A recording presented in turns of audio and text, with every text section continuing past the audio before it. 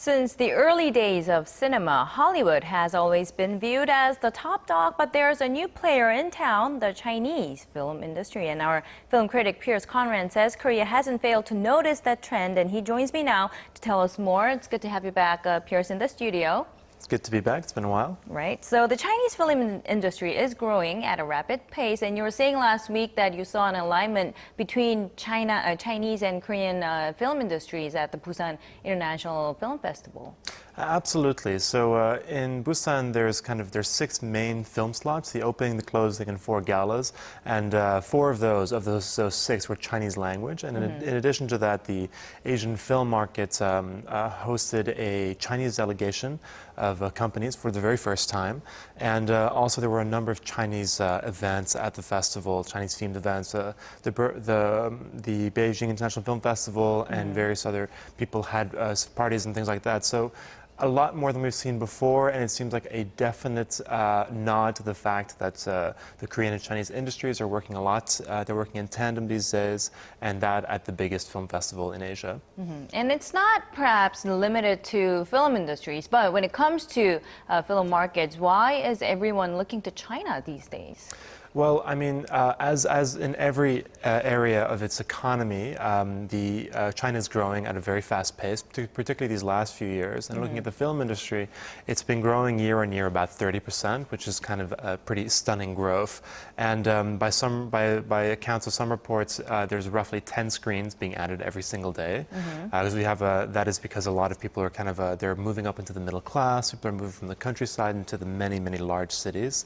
So they're experiencing cinemas for the first time, and it's a new form of entertainment. But what we have is last year, China reached number 2 in the box office rankings for the first time. They beat Japan. And now they still only represent about a quarter of the U.S. Box office haul, which is about $11 billion a year. But it's catching up fast, and by 2020, it's expected to overtake it. And they, of course, have a huge crowd of audience there, too. And I would imagine it's not only Korea that's trying to get a piece of the pie. Absolutely. I mean, Hollywood, even though they're still number 1, they can kind of sense that the shift towards the east in the industry. And as a result, they've been trying to align themselves with China, particularly the companies within the industry. Now, a good reason to do that is that China has a unique system where only 34 foreign language films are allowed to screen in the country every year, which is a very small amount for a country of 1.4 billion people. And so co-productions, so if these companies want to kind of make co-productions with China, you can kind of get past this quota. Plus, films that are foreign films that are shot in Korea are seen rather favorably by the local populace. So Iron Man 3 was very successful there last year. And then Transformers, the new one, was a huge hit. In fact, it made more money in China, $300 million, than it did in America, which is kind of really shows how far things have come. So where does Korea stand in the picture at the moment? There's really a huge amount going on. I mean, there's this year the government, so the Ministry of Trade, Culture and Tourism, and the Korean Film Council, they signed a co-production treaty with China. And beyond that, the Korean Film Council, they have an office in Beijing where they're actively involved in kind of setting up a lot of projects. Big companies such as CJ Entertainment are actively involved in making films specifically for the Chinese market. For instance, one was A Wedding Invitation, which made a lot of money there last year. And that is a remake of a Korean rom-com called The Last Present from 2001. And the same director, Oh Gi-hwan, went and made that with some of his crew members, but with exclusively Chinese cast and some other crew members there in China.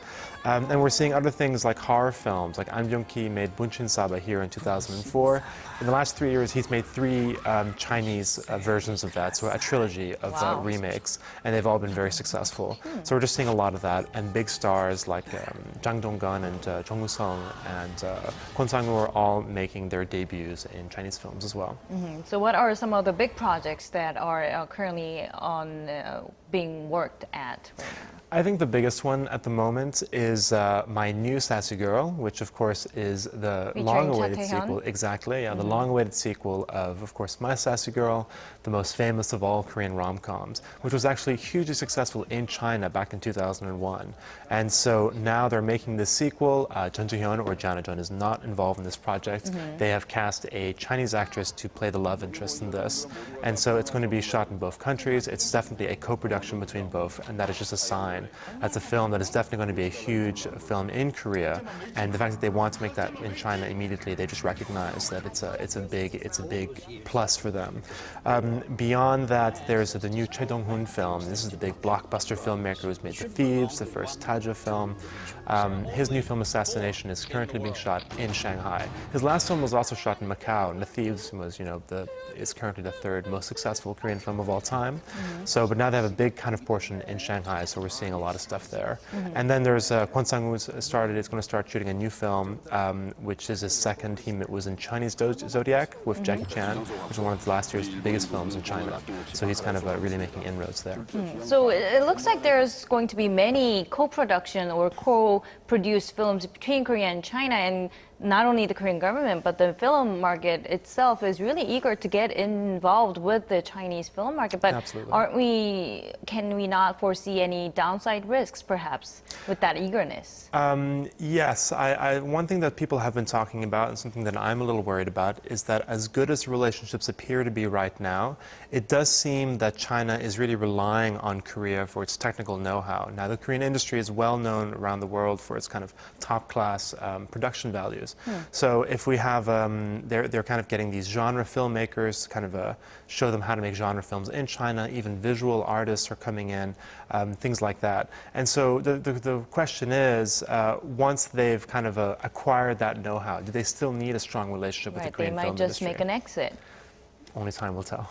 All right. Thank you very much, Pierce, for coming into the studio and sharing your analysis with us. My pleasure. Thank you.